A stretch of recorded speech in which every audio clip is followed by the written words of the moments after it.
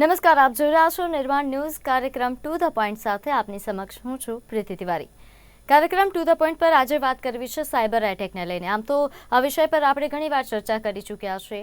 આજે ફરીવાર વિષય પર ચર્ચા કરવી છે કારણ કે હાલમાં જ એક કિસ્સો સામે આવ્યો છે એક ખાનગી હોસ્પિટલ અમદાવાદની કે જ્યાં સાયબર એટેક કરવામાં આવ્યો અને જે છે તે અહીં ધમકી આપવામાં આવી છે, જેની જો હું વાત કરું તો અહીં બિટકોઇનમાં પૈસા ફેરવવાને લઈને કંઈક ધમકીઓ આપવામાં આવી છે। હજુ વિગતો વધારે બહાર આવી નથી, પરંતુ જે આ સાયબર એટેક કરવામાં આવ્યું છે આ ફક્ત એક કંપની નથી, ભારતની આવી ઘણી કંપનીઓ છે કે જ્યાં આ પ્રકારના સાયબર એટેક્સ અવારનવાર સામે આવી રહ્યા છે। અને ફક્ત ભારત જ નહીં, આજે વિશ્વના ઘણા એવા દેશો છે કે જ્યાં સાયબર એટેકના કિસ્સાઓ વધ્યા છે। અને ખાસ જો ભારતની વાત કરવામાં આવે, ભારતના કોર્પોરેટ વર્લ્ડમાં હેલ્થ સેક્ટરની કંપનીઓ પર સૌથી વધારે એટેક થઈ રહ્યા છે।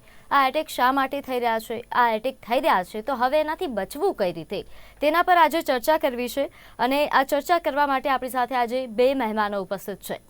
આપણી સાથે ઉપસ્થિત છે અમન વેરસિયા, જેઓ સાયબર એક્સપર્ટ છે, સાથે ધ્રુવ પંડિત કે જેઓ સાયબર એક્સપર્ટ છે। આ બંને અમારા સાથે હાલ ઉપસ્થિત છે। આ બંનેનું નિર્માણ ન્યૂઝ પર સ્વાગત છે।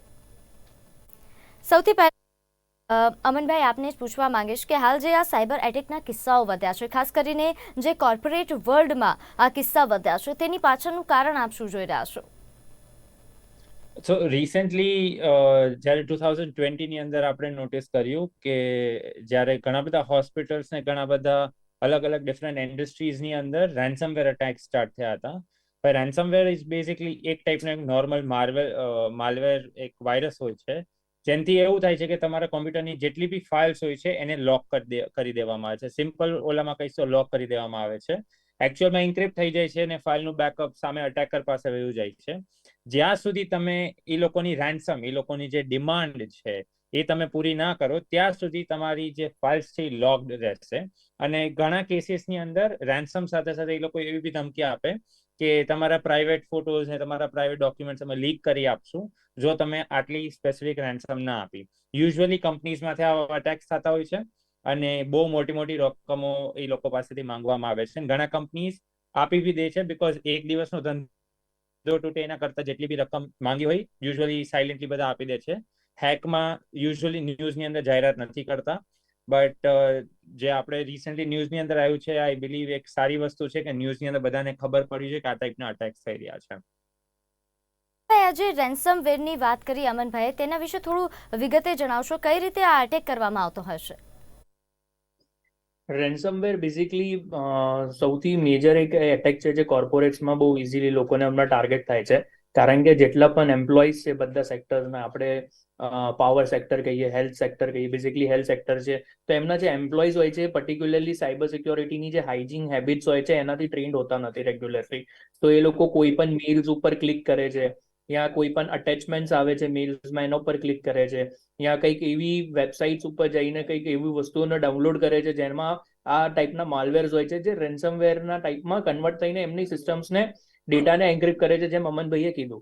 તો આપણે અગર વાત કરીએ તો મેજરલી આમાં સૌથી વધારે ટાર્ગેટ કરીએ, ઇવન એમ્સમાં જે સાયબર એટેક થયું હતું એમાં રિપોર્ટમાં લાસ્ટમાં એ જ કન્ક્લુડ થયું હતું કે due to the employ less awareness of cyber security એમને સાયબર એટેક થયું હતું।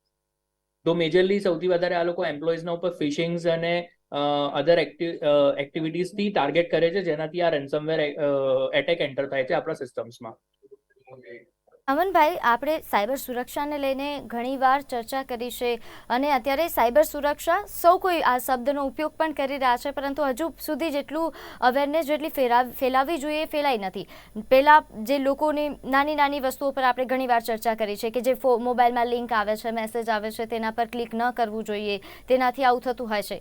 આ નાના લોકો માટે છે અને હવે લોકો ઘણા ખરા જાગૃત પણ થયા છે, પરંતુ જે આ કંપનીઓ છે, કંપનીઓ પાસે તો પોતાની એક અલગથી સ્ટાફ પણ હોય છે, આઈટી સેક્ટરમાં એવા લોકો હોય છે કે જે કોમ્પ્યુટર્સને હેક થવાથી બચાવતા હોય છે, તો તેમ છતાં આવા કિસ્સાઓ કઈ રીતે બની શકે?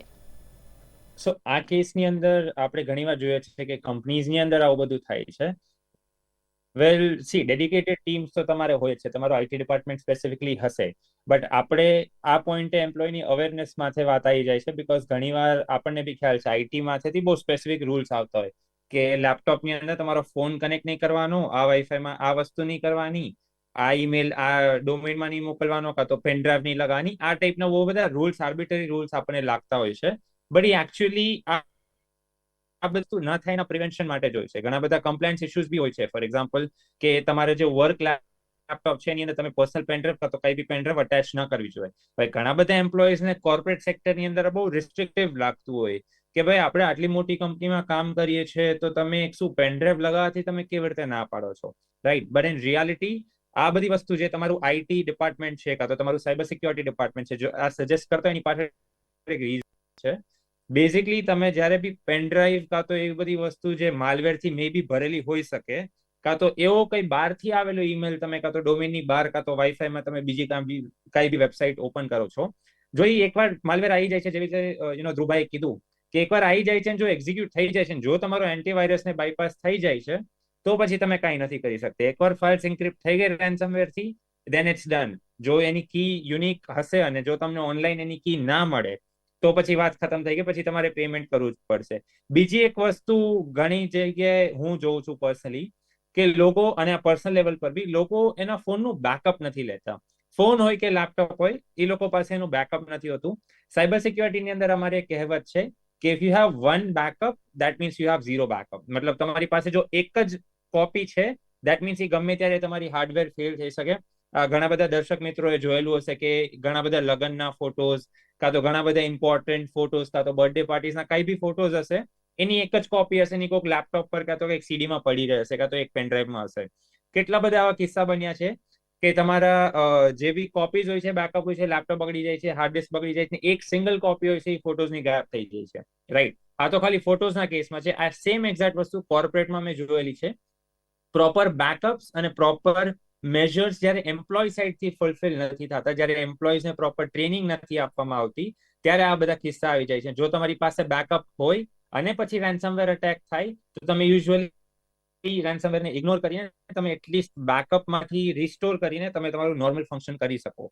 So that is basically the issue. જો એમ્પ્લોય પાસે અવેરનેસ હશે, at least on a corporate level જ્યારે અવેરનેસ હશે ત્યારે ફાયદો થશે. આપણે આઈટી ડિપાર્ટમેન્ટ તો આપણને કન્ટિન્યુઅસલી કીધા કરશે, બટ આપણે સાંભળવું બી પડશે આપણા આઈટી અને સાયબર સિક્યોરિટી ડિપાર્ટમેન્ટને. જી બિલકુલ. અને ધ્રુવભાઈ, જે આપણે વાત કરી આ સાયબર હાઇજીન કર્મચારીઓમાં સમજાવવાની જરૂર છે, આ સાયબર હાઇજીન સરળ શબ્દોમાં સમજવું હોય તો કેવા પ્રકારનું હોય છે?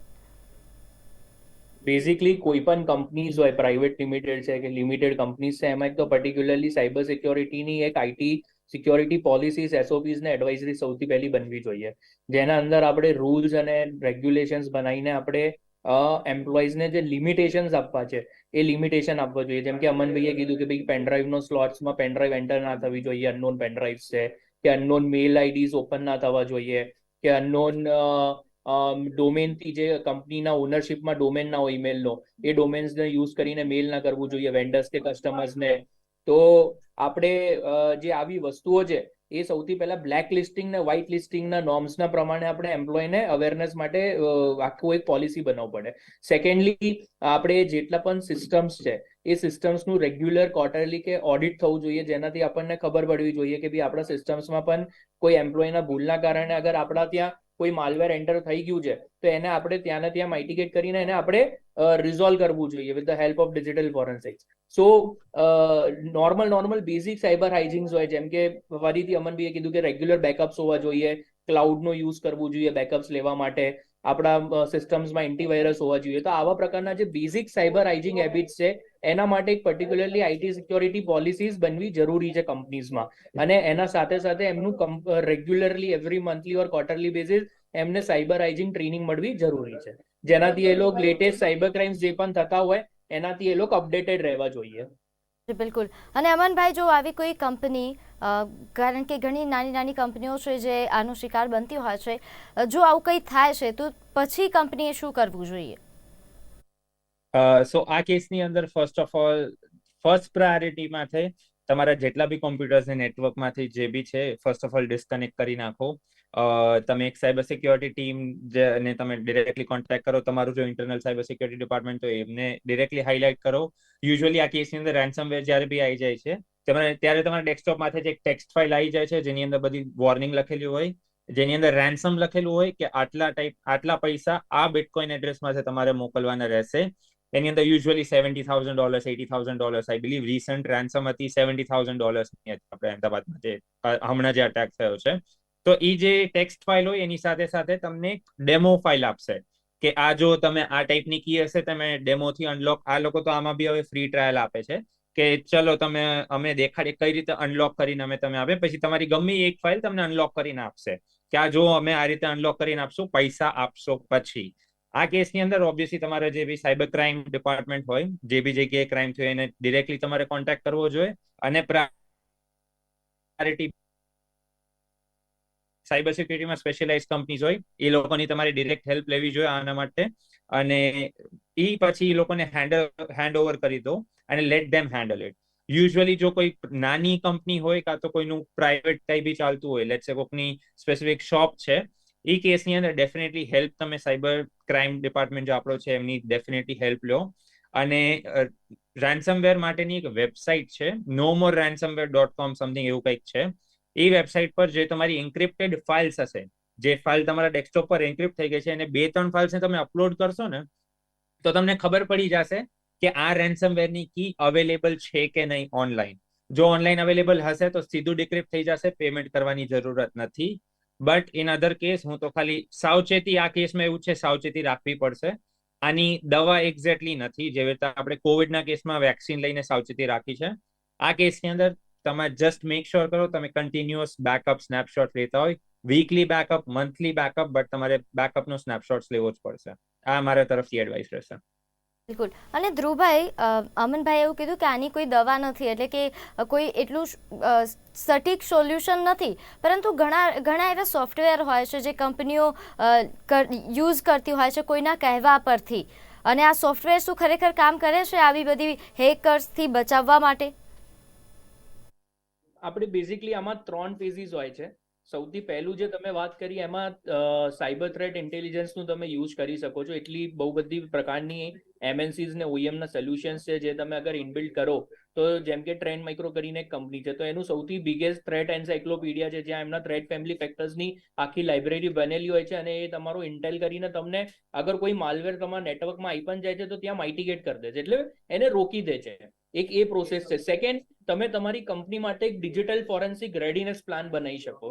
જેમ કે તમારા ત્યાં અગર સાયબર એટેક થઈ ગયું તો તમારું જે ડિજિટલ ફોરેન્સિકનું આખું એક પ્લાન જે રેડી હોય, ઓટોમેશન SLA ઉપર તમે કામ કરી શકો છો, જેનાથી તમે વધારે તમારો જે સાયબર એટેક છે એનું ઇમ્પેક્ટ ના થાય. અને થર્ડ, આપણે ડિજિટલ ફોરેન્સિકના રેન્સમવેર એનાલિસિસનું પણ હેલ્પ કરીને આપણે બહુ ડેટા રિકવર કરી શકીએ છીએ. ક્લાસ 2022માં જેટલા પણ મેજર સાયબર એટેક્સ થયા હતા આપણા ઇન્ડિયામાં, એમાં સૌથી વધારે લોકબિટ રેન્સમવેર હતું, જેમાં 75% data recovery with the help of digital forensic આવી શક્યું છે. એટલે આના રસ્તાઓ છે, બટ ડિપેન્ડ કે એ દર ફેરી એવું ના હોય કે એનું રસ્તો આપણે એનું જે પ્રિકોશન છે 100% કામ કરે. It works on the threat factor, કે થ્રેટ ફેમિલી ફેક્ટર કેવો છે. અગર કંઈક નવા ટાઈપનો રેન્સમવેર આવ્યો હોય જે ડિક્શનરીમાં હોય પણ નહીં અને એની ક્યાંક ઇન્ટેલ પણ નથી, તો તમે એને પછી પ્રિક્યોર કરવામાં એને ટાઈમ જશે. અને અમનભાઈ, હું જ્યારે આ વિષય પર રિસર્ચ કરતી હતી કે આનાથી બચવું શું, મેં એક વર્ડ સાંભળ્યો સાયબર એટેકને પકડવા માટેની પેથોલોજી ટેસ્ટ. આ શું હોય છે? સોરી, તમે રિપીટ કરી શકો છો? પર એટેકને પકડવા માટે કોઈ પેથોલોજી ટેસ્ટ પણ હવે ઉપલબ્ધ છે. આ પેથોલોજી ટેસ્ટ શું હોય છે? સો બેઝિકલી એક ઇન્ટરનલ અસેસમેન્ટ એવું હોય છે જે કંપનીની અંદર કરવામાં આવે છે કમ્પ્લાયન્સ. પેથોલોજી અંદર એવું હોય છે કે તમારા એમ્પ્લોઈઝ, જેટલા બી તમારા એમ્પ્લોઈઝ છે, લેટ્સ સે તમારા કોર્પોરેટ સેક્ટરમાં એમ્પ્લોઈઝ છે, તો આ બધા એમ્પ્લોઈઝની તમે એક આખી ટેસ્ટ ચાર્જિંગ તમે થોડુંક કાઇન્ડ ઓફ બેકગ્રાઉન્ડ ચેક કરાવો કે કયા ઓલા માથે કામ કરે છે, કયા પ્રોજેક્ટ્સ માથે કરન્ટલી કામ કરે છે, એની સાથે સાથે એ લોકોનું બેકગ્રાઉન્ડ શું છે. Pathology test is kind of તમે ઇન જનરલ તમે કહેવા જાવ તો કાઇન્ડ ઓફ બેકગ્રાઉન્ડ ચેક જેવું છે. અને એ લોકો પાસે કેટલો એક્સેસ છે. ફોર એક્ઝામ્પલ, તમારો I take a very basic example, let's સે સિક્યોરિટી ગાર્ડ છે, તો સિક્યોરિટી ગાર્ડ પાસે એક્સેસ ખાલી ફ્રન્ટ ડોર અને મેઇન ગેટનો જ હોવો જોઈએ, રાઈટ? એની પાસે હવે જો સર્વર રૂમનો એક્સેસ નીકળે તો દેટ ડઝન્ટ મેક સેન્સ. એવી જ રીતે જ્યારે તમે ડિજિટલી વાત કરો છો તો કોક એમ્પ્લોઈઝ પાસે કોક જે ઇમ્પોર્ટન્ટ ફાઇલ્સ છે એનો બેઝિક લેવલનો એક્સેસ હોય છે. જો કોઈક મેનેજર હશે તો એની પાસે જેટલા બી ટીમ પ્રોજેક્ટ કામ કરે છે એનો એક્સેસ હશે, અને એની ઉપરનો સુપરવાઇઝર હશે તો એને બધી ફાઇલ્સનો એક્સેસ હશે, રાઈટ? સાથે સાથે ફાઇલ ડિલીટ કરવી ના કરવી આ ટાઈપનો જે એક્સેસ મેનેજમેન્ટ જે છે એ પર એમ્પ્લોય બેઝિસ પર જ્યારે તમે આખી એની કાઇન્ડ ઓફ તમે કહો ડોક્યુમેન્ટેશન બનાવો તો એને આખો રિપોર્ટ બનાવો કહેવાય. જ્યારે તમે આ રિપોર્ટ બનાવશો ત્યારે તમને ખબર પડશે કે આ એમ્પ્લોયના કમ્પ્યુટર પર જો રેન્સમવેર આવી જાય તો કઈ ફાઇલ્સ ખતરામાં છે. Not just ransomware but even virus કાં તો માલવેર. પણ જ્યારે એમ્પ્લોયના ઓલામાંથી આવે છે તો તમારું જે થ્રેટ છે એ કેટલું કન્ટેન્ડ છે કાં તો કેટલું ફેલાઈ શકે છે. બેઝિકલી આપણે એ કરવા માટે આજે પેથોલોજી ટેસ્ટ કરવામાં આવે છે. જી, અને આ જે સાયબર એટેક્સ છે ધ્રુવભાઈ, અત્યારે વિશ્વભરમાં ઘણા મોટા અમેરિકામાં બી ઘણીવાર સાંભળવા મળતું હોય છે કે ત્યાંની પણ સિસ્ટમ હેક કરી લીધી. ભારતની જો વાત કરવી હોય, ભારત શું એટલું સક્ષમ છે કે આવા જે સાયબર સુરક્ષા છે તે આપી શકીએ? વિશ્વના બીજા દેશો કરતાં કેવું છે આપના મતે?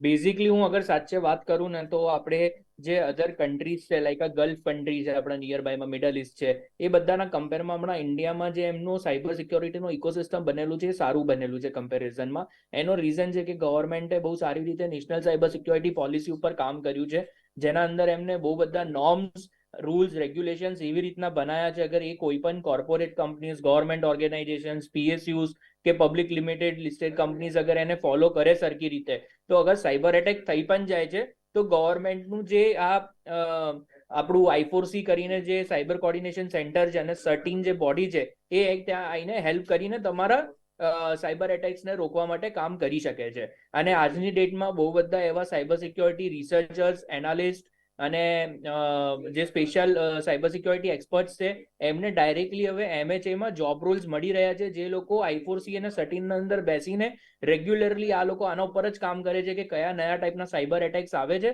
અને એને રોકવા માટે આપણે શું મોડસ ઓફ ઓપરેન્ડી બનાવવી પડશે. એટલે કમ્પેર ટુ બીજા કન્ટ્રીઝમાં અગર વાત કરીએ તો સારું ચાલી રહ્યું છે. ઇન્ડિયામાં અગર જોવા જઈએ તો નેશનલ સાયબર સિક્યોરિટી પોલિસી બહુ સારી રીતે કામ કરી રહી છે. પરંતુ અમનભાઈ, હજુ કંઈ એવું છે જે આ સાયબર સુરક્ષા ભારતમાં જે થઈ રહી છે તેને ઇમ્પ્રૂવ કરી શકીએ? લોકોને જાગૃત કરવા માટે હજુ પણ વધારે મહેનત કરવાની જરૂર છે.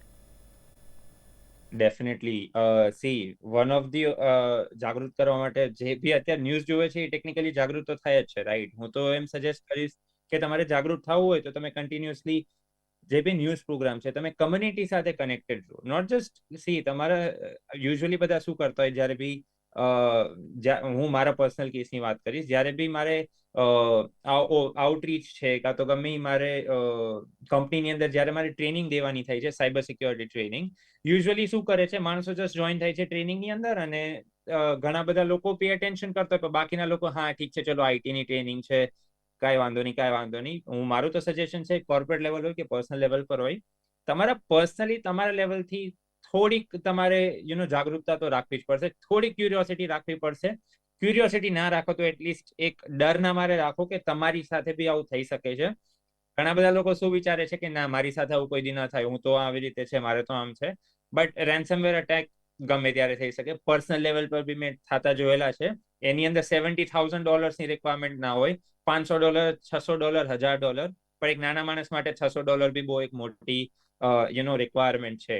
લેટ્સ સે તમારો પર્સનલ ડોક્યુમેન્ટ્સ છે, બહુ પર્સનલ ડોક્યુમેન્ટ્સ જે ફોર એક્ઝામ્પલ લીક થઈ ગયા ડાર્ક વેબમાં, તો તમારી આઈડેન્ટિટી થેફ્ટ થઈ શકે.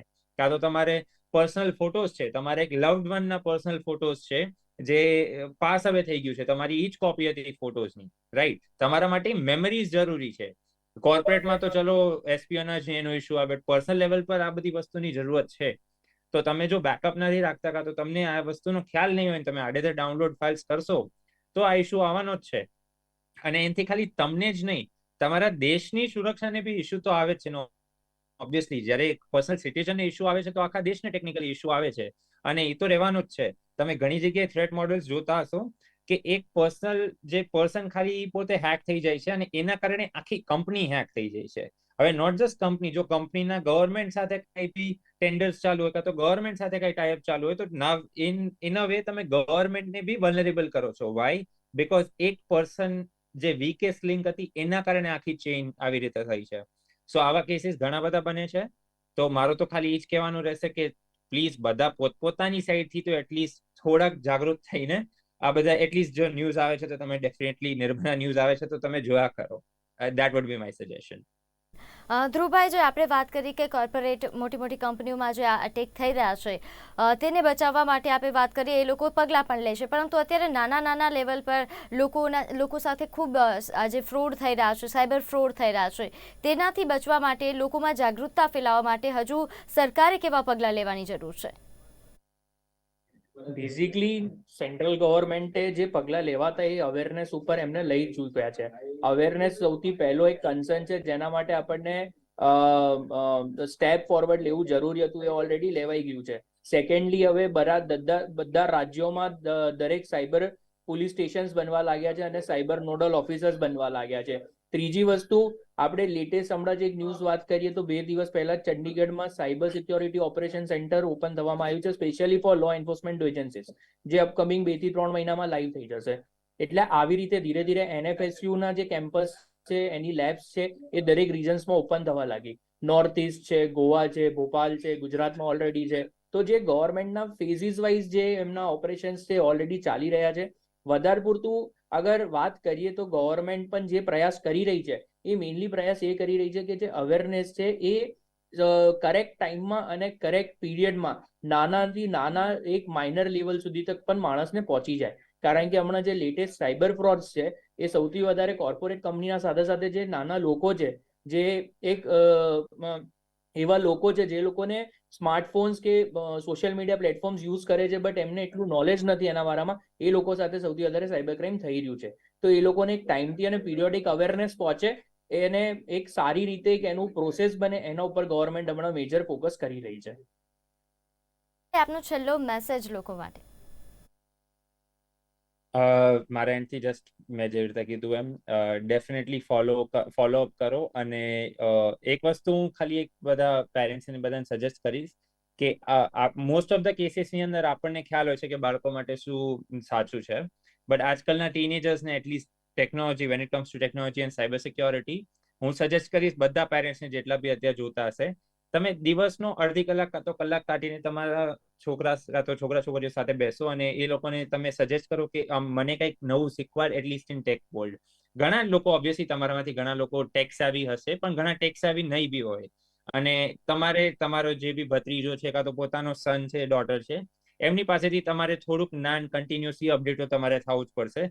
બિકોઝ વર્લ્ડ ચેન્જ થયા કરે છે, તો આપણે વર્લ્ડ સાથે ચેન્જ નહીં થઈએ તો આપણે પાછળ રહી જશું. સો ડેફિનેટલી આપણાથી કોઈ મોટું હોય નાનું હોય ડઝન્ટ મેટર, આપણે જો નોલેજ મળતું હોય તો મેળવવું જોઈએ. ધ્રુવભાઈ, આપનો છેલ્લો મેસેજ લોકો માટે. બેઝિકલી આપણા માન્ય વડાપ્રધાન શ્રી નરેન્દ્ર મોદી સાહેબે પણ એક વસ્તુ કીધી છે કે ભાઈ cyber security is the integral part of nation security.